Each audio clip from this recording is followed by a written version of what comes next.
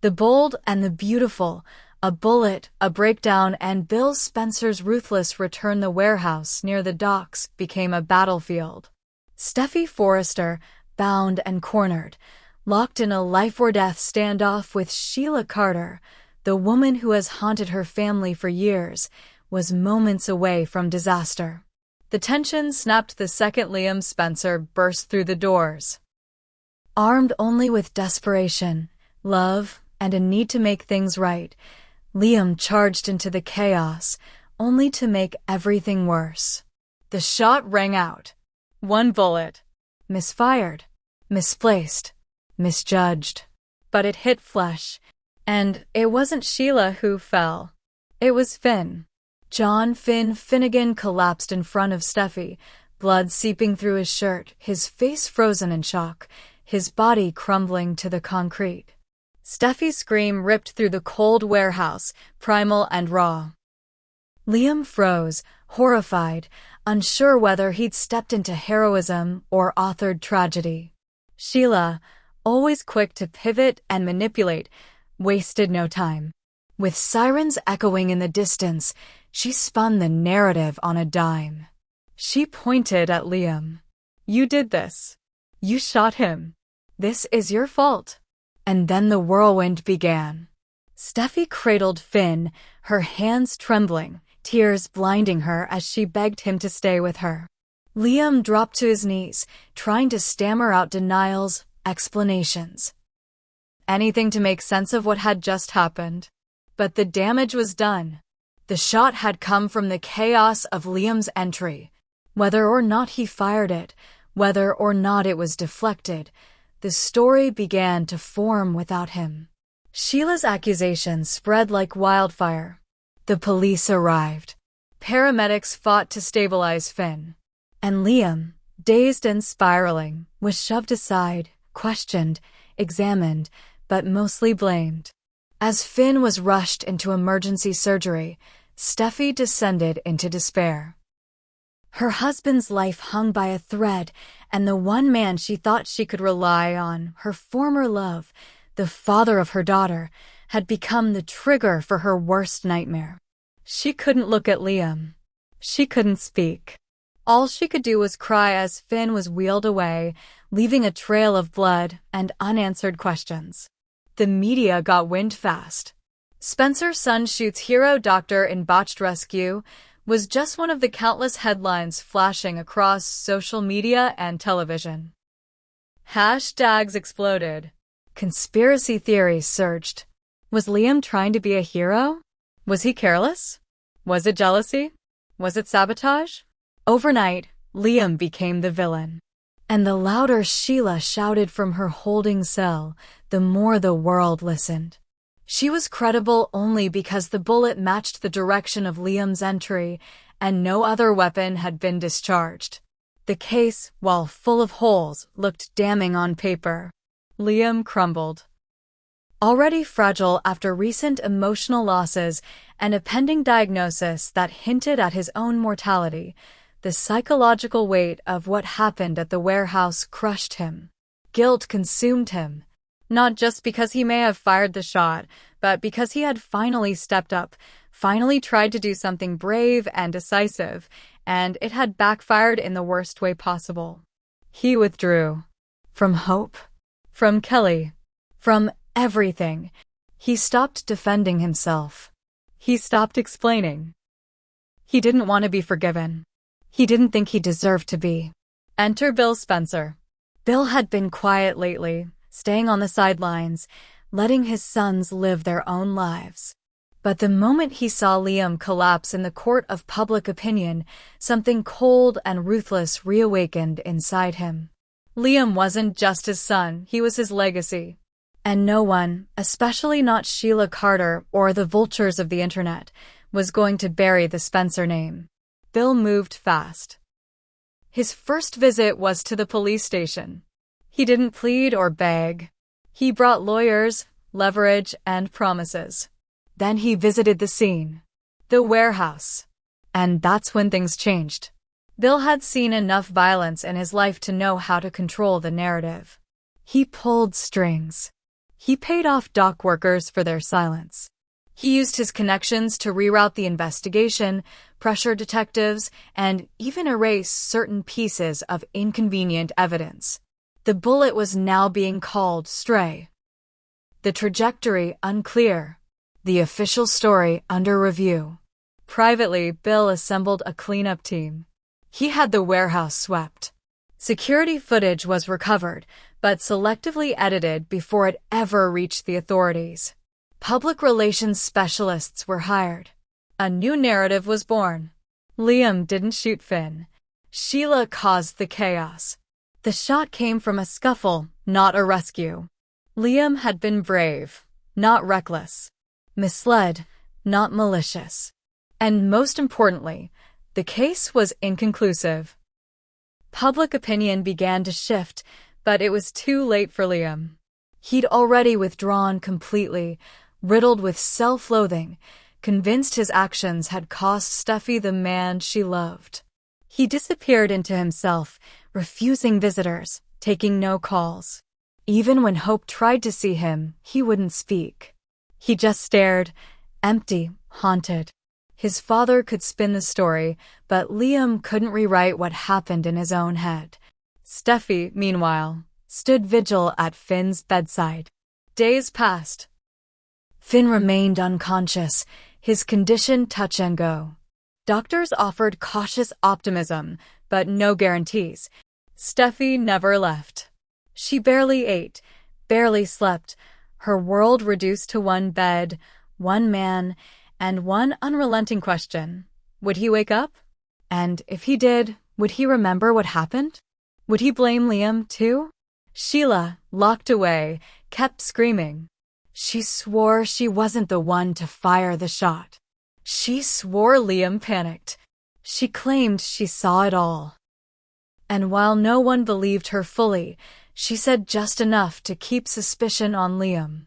Even behind bars, she remained dangerous, fueling rumors and poking holes in every version of the story that didn't end with Liam as the trigger man. As the weeks wore on, the Spencer-Forrester alliance began to fracture.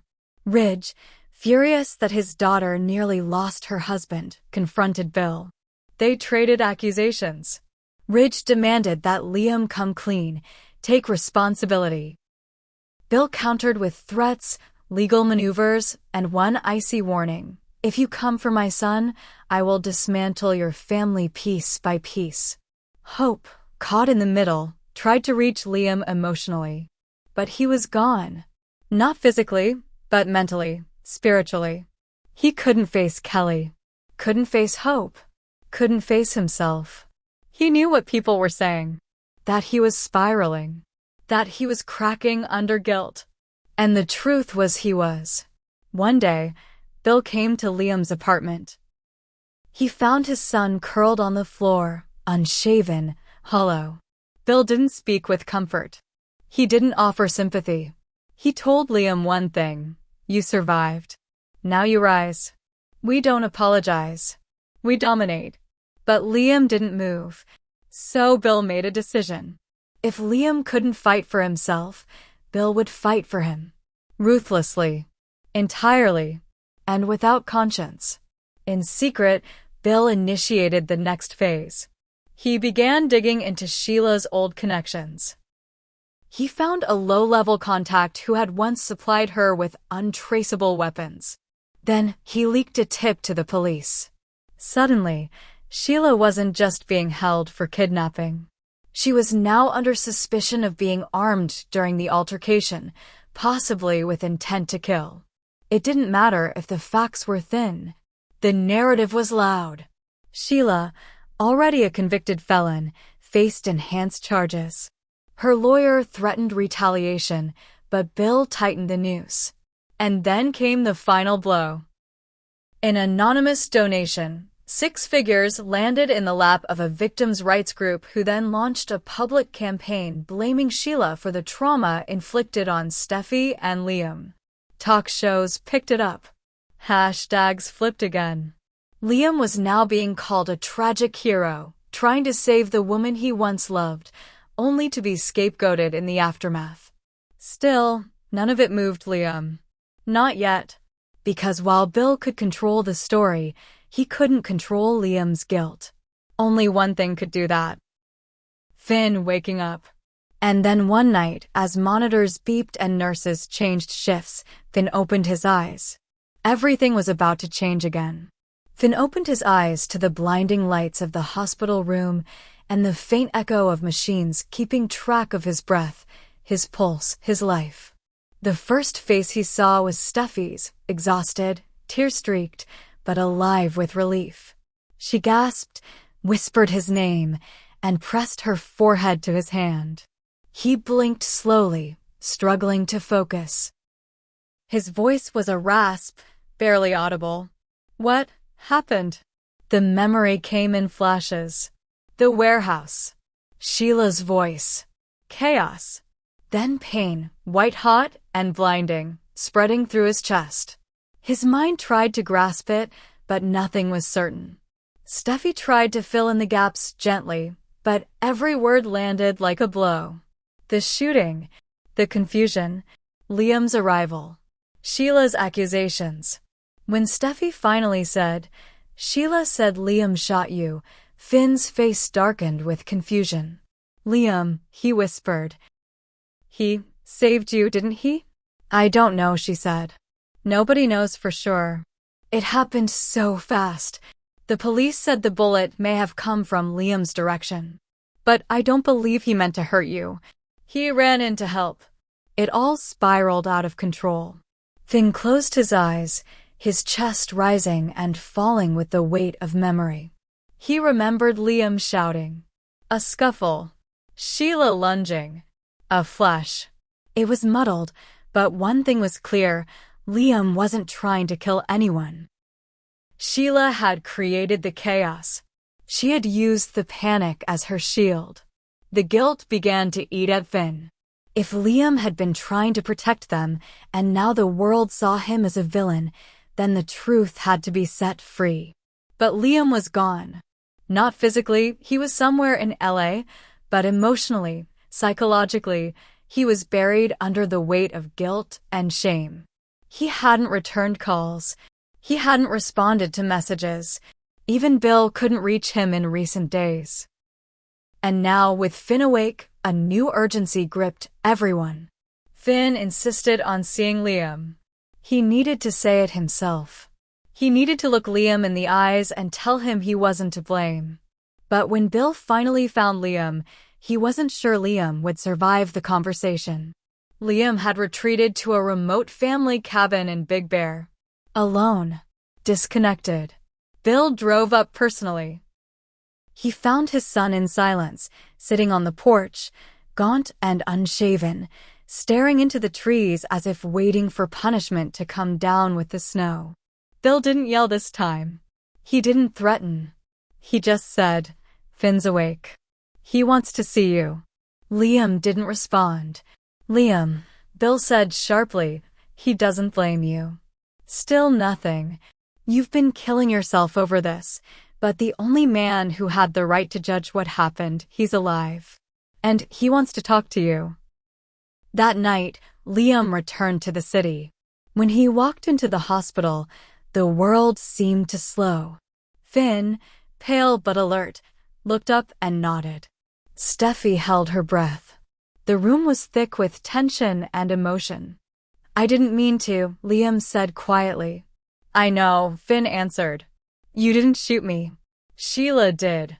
Whether she pulled the trigger or not, it was her plan, her trap. You ran in there to save Steffy, not hurt us. You saved her life." Liam's legs nearly gave out. The words, the absolution, he hadn't known how badly he needed to hear it. Steffy stood back, overwhelmed. For the first time since the warehouse, she looked at Liam not with suspicion, but with something close to sorrowful gratitude. But the damage wasn't done with words. The investigation remained open. Sheila continued to push her version of events to anyone who'd listen. The media flipped again, spinning Liam as both hero and hazard, while activists demanded accountability. Even Finn's statement wasn't enough to fully clear Liam, not yet. Not in the court of public opinion. And not while Sheila had a mouth and a following. That's when Bill Spencer decided to end it. He met with Sheila's lawyer. Quietly, firmly, he presented evidence of her connections to illegal weapons, witness statements, financial records. He offered a deal. Sheila disappears. She withdraws her accusations. She takes a plea deal for kidnapping and attempted murder. In exchange, she doesn't go down for the bullet. If she refused, Bill would ensure she never saw daylight again, by any means necessary. Sheila knew Bill wasn't bluffing. Cornered, desperate, and alone, Sheila caved. She accepted the deal, admitted under oath that she created the chaos in which the shot was fired, and stated clearly that Liam Spencer had not intentionally harmed Finn. The court dismissed charges. The press retracted the worst. And slowly, painfully, the world stopped shouting at Liam. But Liam didn't bounce back. The guilt had left scars. He kept to himself, spoke less, wandered through Forrester offices like a ghost. Hope watched from a distance, unsure how to help him. Steffy tried to bridge the space between gratitude and awkwardness, but Liam never fully allowed it. Only Finn stayed consistent, visiting him, checking in, trying to pull him back from the brink. Eventually, Liam returned to Spencer Publications. Not because he was ready, but because Bill demanded it. You want to fix what's broken? Start here. Lead. Stand up. Live, Bill growled. Liam sat at his old desk, stared at the skyline, and felt something shift. Maybe this wasn't redemption, but it was a beginning. And somewhere in a maximum security prison, Sheila Carter paced her cell, her mind already working on the next move.